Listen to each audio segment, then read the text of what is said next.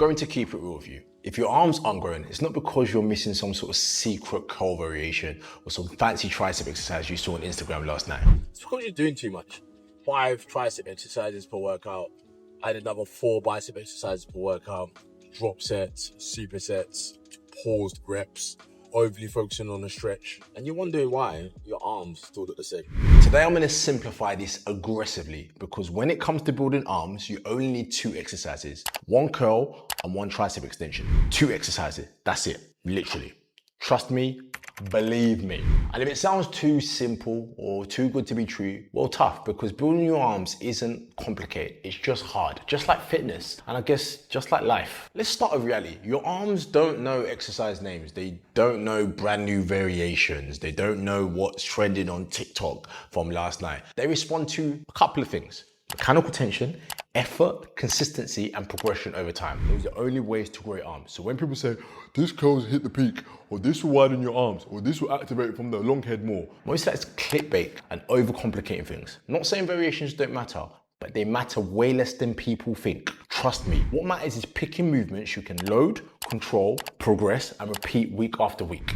That's why narrowing this down to 2 is key. So I'm on way to train arms, but I don't actually train arms by themselves. They're usually like a full body workout, but I'm doing it for the benefit of this video. Now, when it comes to training your biceps, anytime you do elbow flexion, right, you are training both the short head and the long head. So you need to do your elbow like this, you need to put your elbow back like that. You don't need to do any of that stuff, all right? Just remember, anytime you flex your elbow like this, you are going to train both heads, essentially covering all parts of your bicep.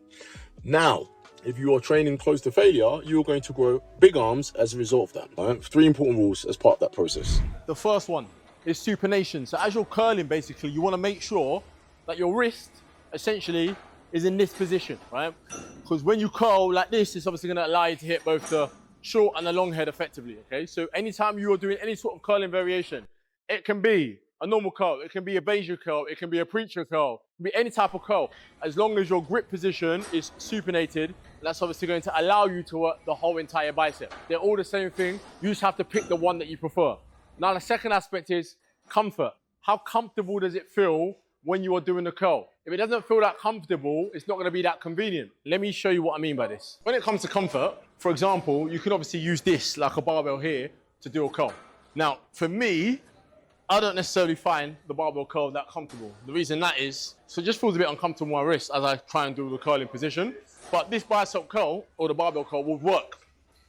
It is more than effective for you to use as an option. Common bicep mistakes, okay, is 1, using your body on full momentum like so, right? Train the muscle, not your ego. So if you find yourself rocking too much and using your entire body like this, you ain't training your biceps, big man.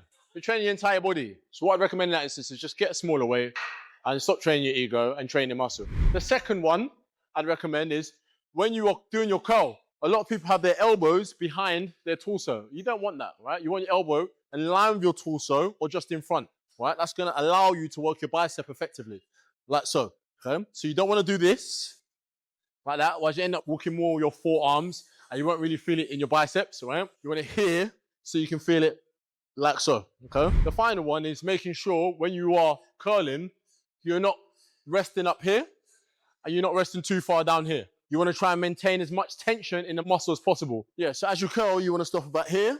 And as you come down, you want to stop about here, as opposed to stopping there or stopping here. Because that's going to allow you to maintain enough tension in the bicep. And obviously, if you're thinking about how to grow the bicep, it's all about mechanical tension, right? And without mechanical tension, you ain't going to grow your biceps. Peace?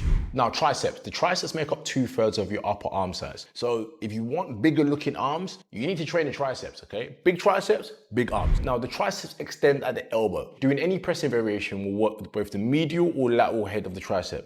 Like, for example, a chest press movement, a shoulder press movement, or for example, something specific like a JM press. That's their job. Like, they're 3 heads. Anytime you extend the elbow, you essentially work all 3 heads.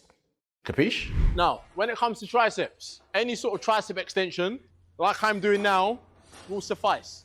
And this is why I say, actually, tricep extension is a holy grail of all moves if you're trying to train all 3 heads of the tricep, right? So a couple tricep mistakes that I see in extensions that I don't want to be seen anymore, right? So 1, not taking it for its full range of motion, okay? So some people like to do the extensions like this, all right? I don't know why you're being half-hearted. Life is short, all right? You want to do everything with full force.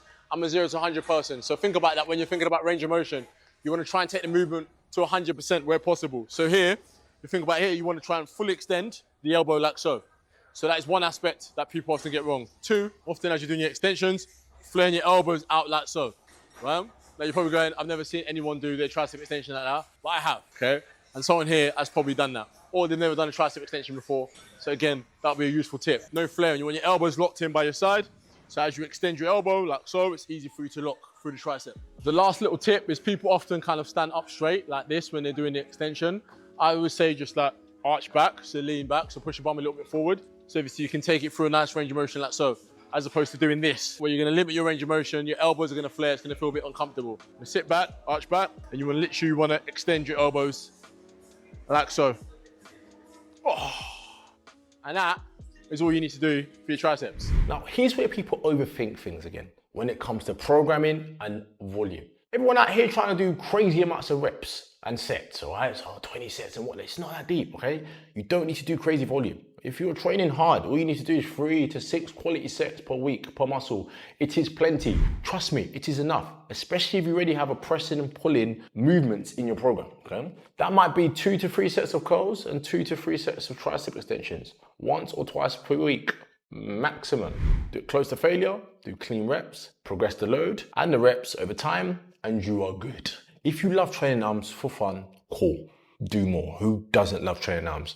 I've been there once when I trained arms every single day, literally 7 days a week. But the reality is life has changed. And if you're a busy professional or, an entrepreneur or founder like myself, and you don't have that much time and you actually want your arms to grow, you do not need to do as many exercises as you're currently doing. What I've prescribed is more than enough. Let me leave you with this, okay? You don't need a new program every single month. You don't need a new curl every week or a new influencer telling you the basics don't work, right? It's all shiny objects. Focus. You need one curl, one tricep exercise, done hard, pause. So, trained hard, done consistently, done progressively, and that's it. Hope that helps. And I'll see you in the next one.